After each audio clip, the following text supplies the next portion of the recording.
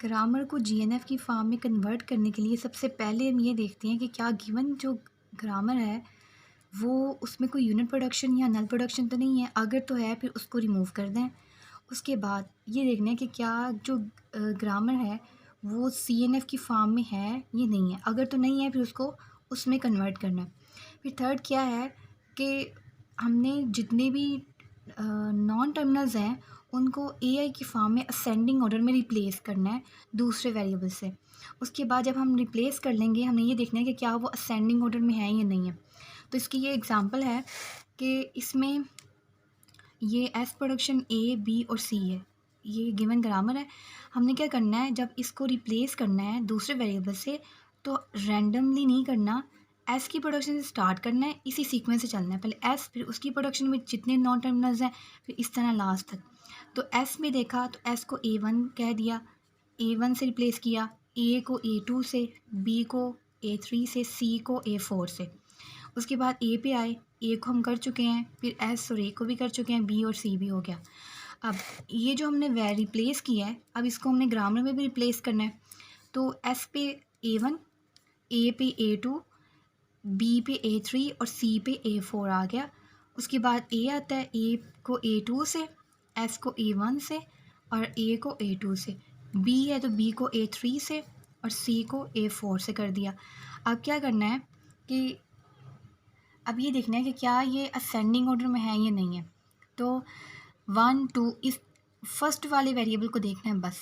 1 और 2, 1 और 3 ये तो है असेंडिंग ऑर्डर में। A2 जो है ये तो नॉन टर्मिनल है, तो ये जो है ये नॉन टर्मिनल है। तो ये 2 और 1 ये डिसेंडिंग ऑर्डर में आ गया। तो इसको हमने अब सोल्व करना है, लेकिन उससे पहले हम ये देखते हैं कि कौन सी ऐसी प्रोडक्शन है या जिसको हम जीएनएफ की फॉर्म में कन्वर्ट कर सकते हैं। जैसे अगर यहाँ पे हम A3 की वैल्यू पुट कर दें ए तो ये जीएनएफ की फॉर्म में आ जाएगा, क्योंकि ए जीएनएफ की फॉर्म में है या तो सिर्फ टर्मिनल हो या फिर terminal followed by some non terminals. तो यहाँ पे अगर टर्मिनल आ जाए उसके बाद नॉन टर्मिनल आ जाएगा तो वो जीएनएफ की फॉर्म में हो जाएगा कन्वर्ट। तो इसको इसमें कन्वर्ट किया तो ये आ गया। A3 की यहाँ पे वैल्यू पुट की ए, बाकी जो है वो एज इट इज़ ही लिखे हैं। उसके बाद यहाँ पे अब ये प्रॉब्लम क्रिएट कर रही थी क्योंकि ये डिसेंडिंग ऑर्डर में थी, इसको ऐसे लिख लिया। और अब A2 में यहाँ पे A1 की वैल्यू पुट की ये वाली A1, यहाँ पे A2 ये लिखा, उसके बाद A2 आ गया। फिर इसकी जगह ये लिखा A4 लिखा, A2 आ गया। उसके बाद अब देखा कि क्या ये सेंडिंग ऑर्डर में है या नहीं है। ये जीएनएफ की फॉर्म में कन्वर्ट हो चुका है, ये टर्मिनल है, ये भी हो चुका है, लेकिन ये अब इक्वल आ गए हैं 2 और 2। तो जब इक्वल आ जाए इसका मतलब है लेफ़्ट रिकर्जन है। तो इसको रिमूव करने के लिए हम एक न्यू वेरिएबल इंट्रोड्यूस करते हैं।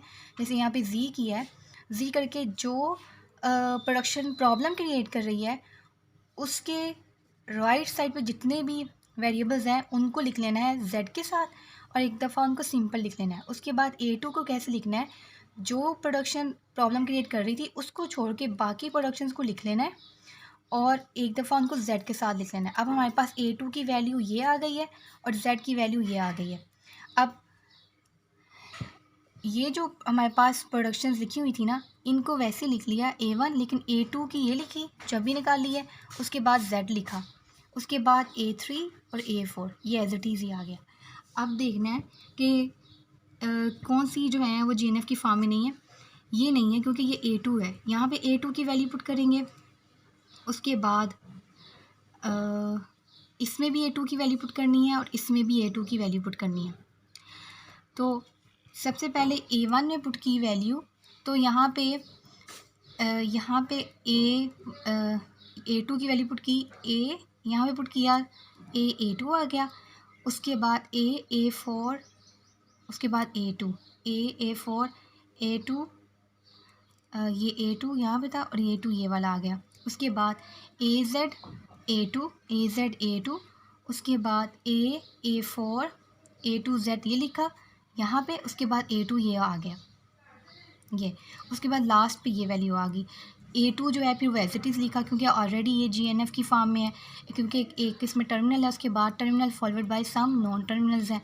उसके बाद Z जो है यहाँ पे भी A2 की वैल्यू पुट की, यहाँ पे भी की, इसमें की A2 की वैल्यू तो आएगा A2Z। उसके बाद यहाँ पे ये वैल्यू पुट की, अब A4 A2, फिर उसके बाद ये वाली A2Z आ जाएगा, ये A4 A2Z आ गया। अब उसके बाद Z यहाँ पे लिखा, उसके बाद ये जो बाकी था वो यहाँ लिख दिया, फिर ये वाली सारी वैल्यू लिखी यहाँ तक, उसके बाद ये जो बाकी था वो लिख दिया। अब यहाँ पे भी A2 की वैल्यू पुट करनी है, यहाँ पे करनी है, तो यहाँ पे A2 आ गया, ये वैल्यू लिखी यहाँ पे, उसके बाद लास्ट पे A2 आ गया, फिर AZ लिखा, उसके बाद A2 आ गया, फिर ये वैल्यू सारी लिखी और उसके बाद A2 आ गया, और जो बाकी थी वो उनको ऐसे लिख लिया। अब ये GNF की फॉर्म में आ गई है सारी प्रोडक्शंस, कि इनमें अब टर्मिनल है तो वो followed by some non terminal है, यहाँ फिर अकेला टर्मिनल आ रहा है।